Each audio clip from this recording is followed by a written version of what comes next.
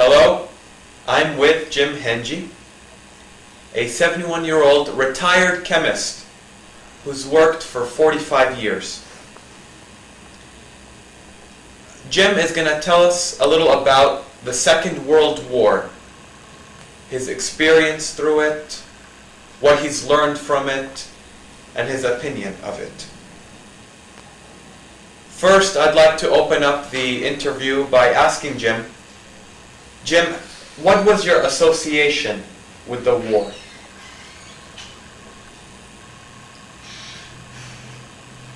Being born just before the war started, the first few years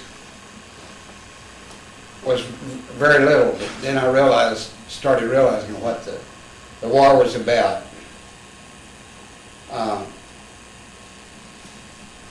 There was a war in Europe and there was a war in Asia. It was two different wars, really. The war in Europe was caused by, we're not learning from what happened at the end of World War I and enforcing the rules there. The diplomatic corps of the Western powers allowed Hitler to do as he pleased in Europe, and he came to power and just started taking countries right and left.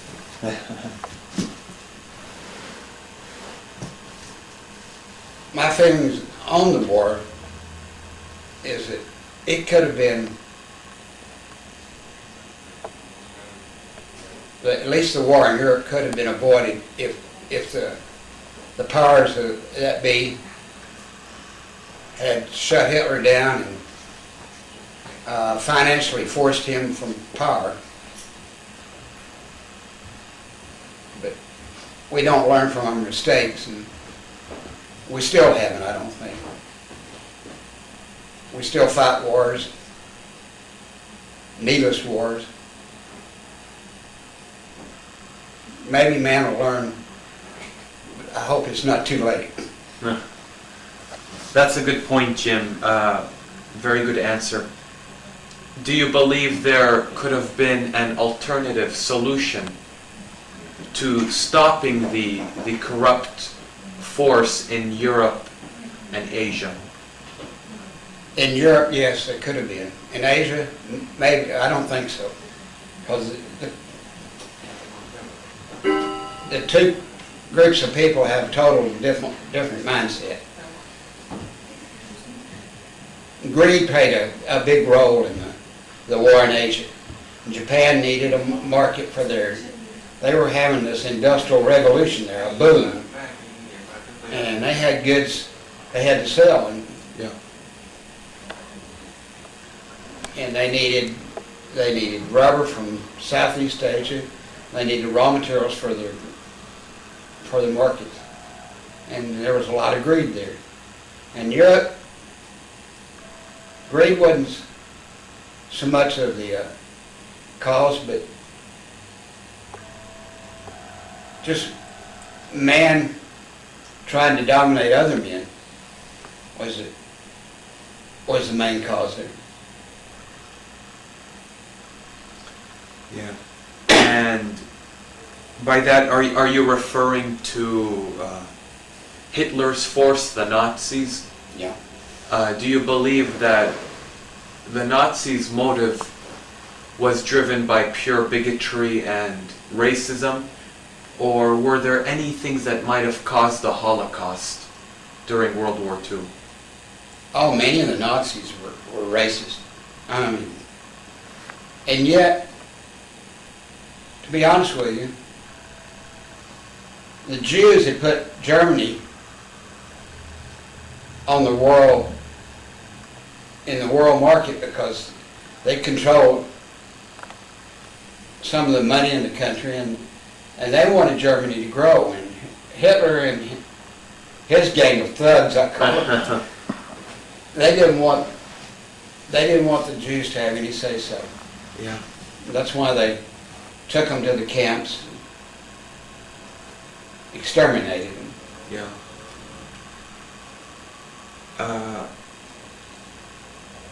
Follow-up question to that, Jim. You know, while you were growing up, past the war,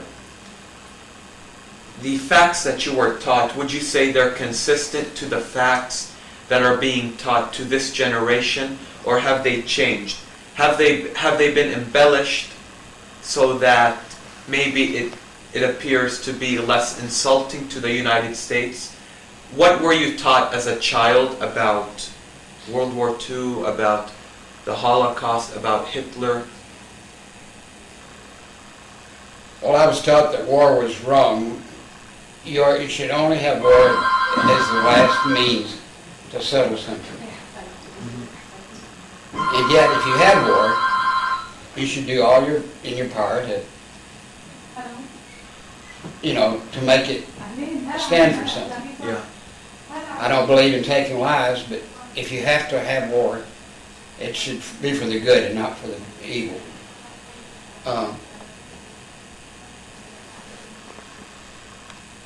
My parents were part of the group that they hoped that the war wouldn't come to the U.S. We were kind of called isolationists back then. Isolationists. And my dad being of German descent, and Tell me, hold on. Jim, you were saying that your parents were part of a group you call isolationists. yeah, they were hoping that because we had an ocean between us and the wars on both sides, that the U.S. wouldn't be drawn into it. But that was foolish thinking, really. I mean, the U.S. was not prepared for war at the beginning of World War II. It took a lot of manpower to get the factories running and the airplanes flying and the jeeps driving. It's, of course, the U.S. was hoping, they had this kind of a dream that the First World War had solved all the world's problems, which it didn't. Yeah. We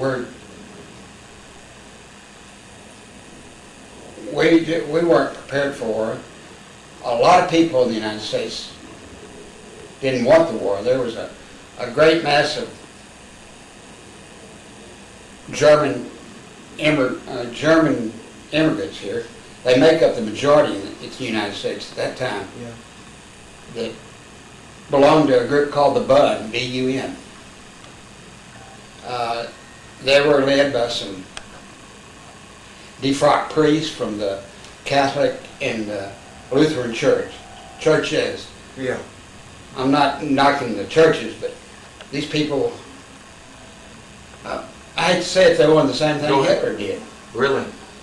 They wanted to dominate people. And this was done here in the United States, Oh, turf? yeah. So it wasn't just in Europe. We had that kind of corruption here in the United States. They put the government put the FBI and some of the other Secret Service type people to checking these people out, and some of them were put into not concentration camps, but put into like prisons so that they couldn't stir up a revolution type attitude in this country. Yeah. And The people in the country finally realized, we have war, we're going to have to do it. President Roosevelt used to come on the radio with what they call fireside chats.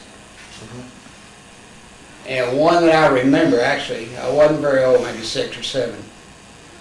He said, the only thing we have to fear is fear itself. And I think that did more for the mindset of the country. It made people realize War's not right, but you've got to stand up for the right and defend yourself and what you believe in sometimes. Yes. Speaking of America's entrance to the war, history tells us that the war began and America was delayed in entering the war. What was it that brought America into World War II? Well, actually, the war in Europe started around 1937. And the Japanese on the other side were already entrenched in Southeast Asia. They were trying to take over part of India. The thing that brought the United States in the war was Pearl Harbor. I mean, that was kind of a slap. We had our Pacific Fleet there with all the battleships. And kerwham, I mean, there weren't any battleships left. Of course, some of the people that have used hindsight realize they shouldn't have all been in one place anyway. Luckily, those that were at sea didn't get bothered.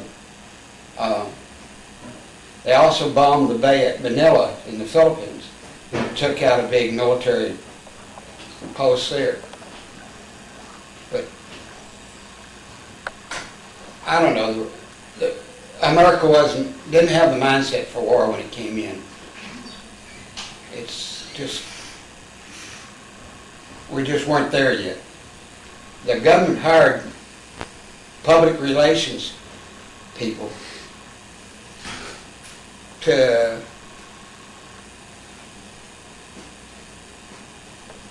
make the people realize they need to think about the war is going to have to be.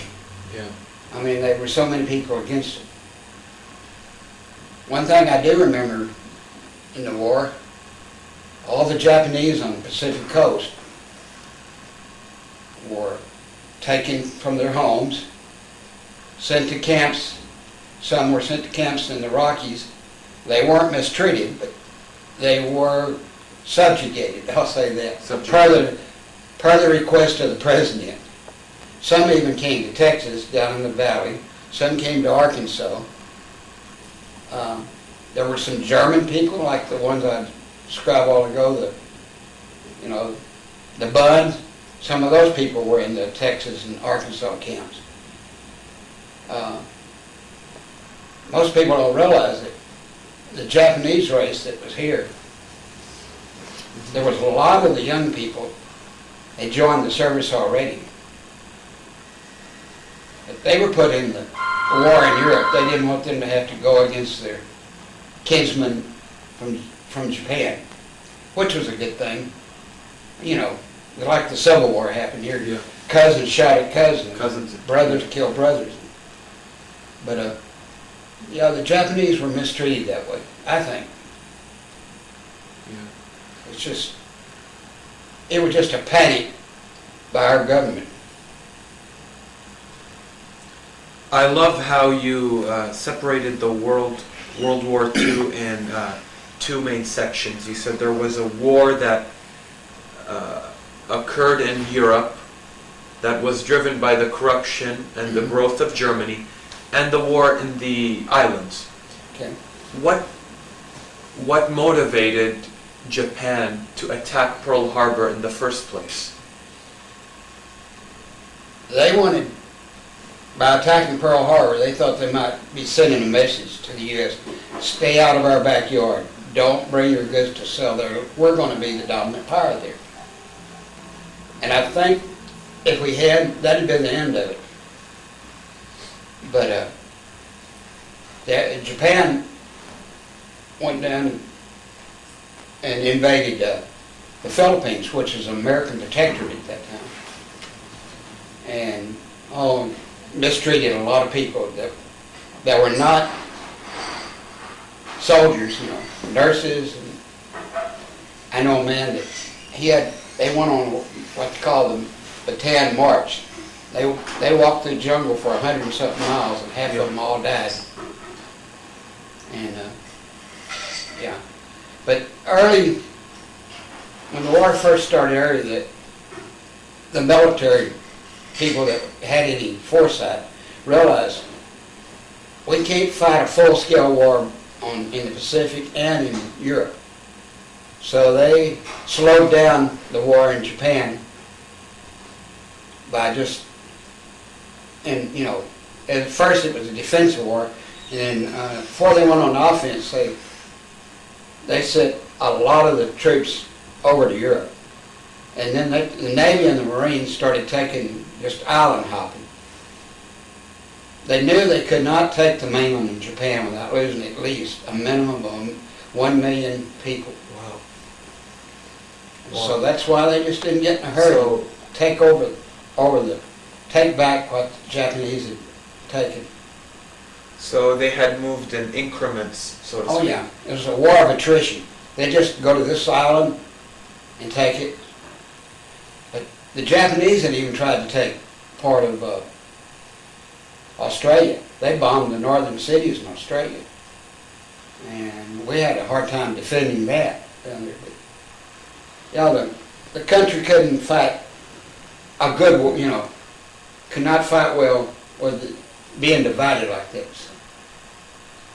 They went to, in Europe, you have to include North Africa, because there was a lot of German. Rommel had his army down there. And Dwight Eisenhower took over down there, and they made pretty quick work of Rommel. The men he had didn't want to fight. Yeah. So when that was over with, they started planning to go in through Europe, in through Italy, and the push for D-Day to go into France. Wow. It happened before we landed in Italy. But a lot of people were dropped in France by parachute and glider. There was a man at our work that was a parachutist with the Screaming Eagles, and he dropped in St. Mary's Elise. They took the town, he said, by just firing 2 or 3 shots because the Germans ran like mad. Right. But then you had to watch, at night they'd come back. And he told me a lot of tales about the war. About the real stories of the war, not what you saw in the movies or anything. Yeah. You mentioned Italy and France. I think that brings up a very important subject. Jim, who were our allies during the war? Well, our allies were Great Britain and France. And was Italy with the Germans, or? Yeah, Italy was part of the Germans.